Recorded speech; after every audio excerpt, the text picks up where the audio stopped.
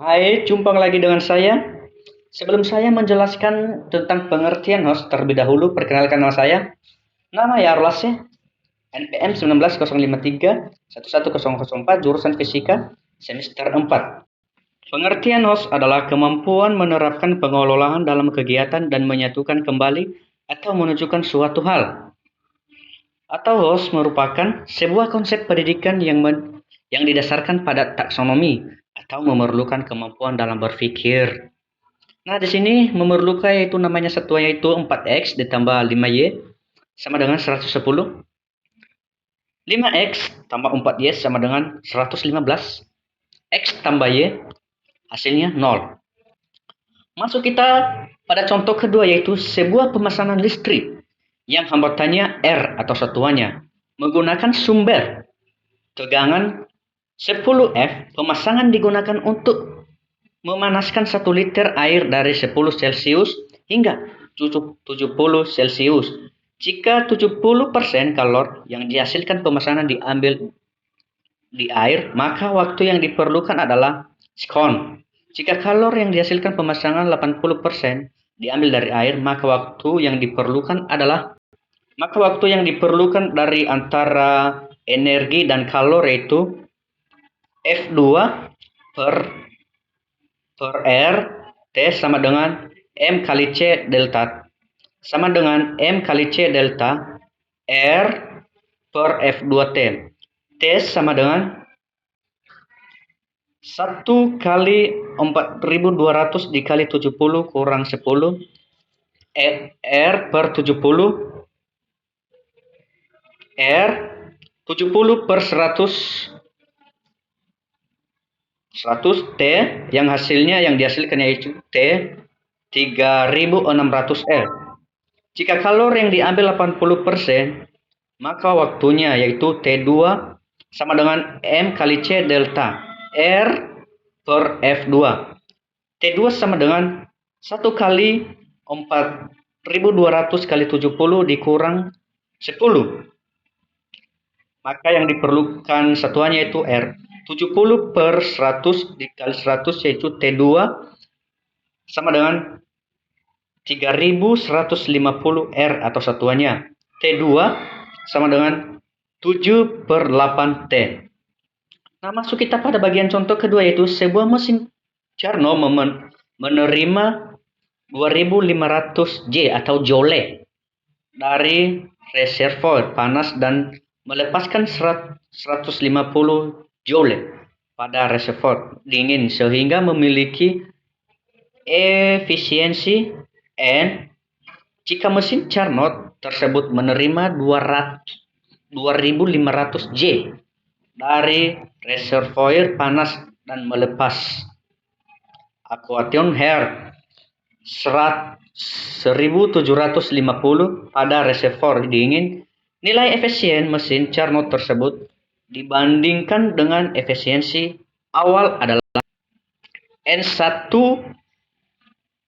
sama dengan 1 Cure per 2 Cure per 1 sama dengan kali 1 dikurang 1500 per 2500 sama dengan 0,4.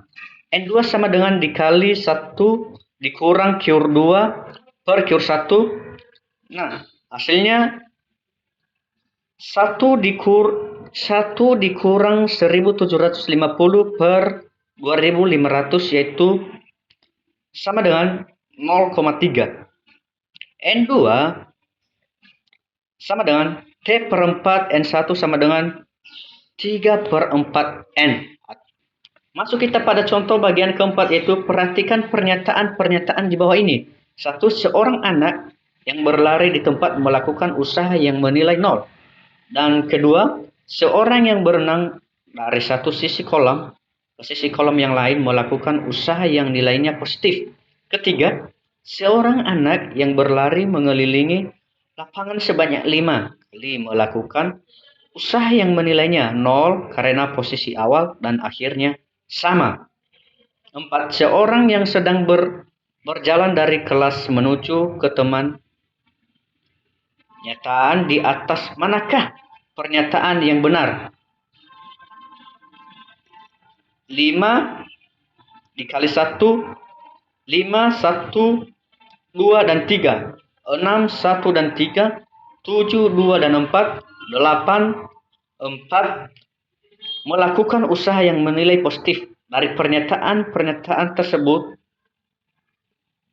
semuanya benar. Pembahasannya, usaha merupakan pergalian antara gaya dan berpindah jadi syarat agar usaha memiliki nilai adalah benda tersebut harus mengalami perpindahan. Seorang anak yang berlari di tempat tidak mengalami perubahan posisi sehingga usaha yang dilakukan oleh anak tersebut adalah 0. Seorang anak yang berenang dari satu sisi kolom ke sisi kolom yang lainnya mengalami perpindahan posisi sehingga anak tersebut melakukan usaha yang nilai positif. Seorang anak yang berlari mengelilingi lapangan sebanyak 5 kali melakukan usaha yang menilai 0 karena posisi awal dan akhirnya sama. Jika anak tersebut tidak mengalami perpindahan, seorang yang sedang berjalan dari kelas menuju ke teman mengalami perpindahan, sehingga anak tersebut melakukan usaha yang positif.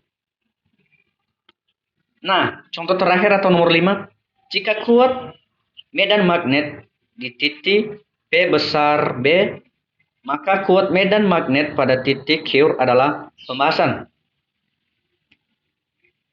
Kuat medan magnet dikali B dirumus B atau dirumuskan dengan B per BQ per BP sama dengan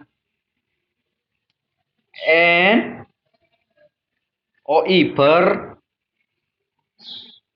2 sigma Q 2 sigma AQ no NOI per 2 NAP. BQ per BP sama dengan NAI per NAI 2 NAP per 2 NAP Q P sama dengan AP per AQ BP sama dengan 2 per 1B yang dihasilkan yaitu 2B. Sekian dan terima kasih. Jika ada kata-kata atau kekurangan, mohon untuk dimaklumi, baik secara menjelaskan, secara membaca, cara bahasa.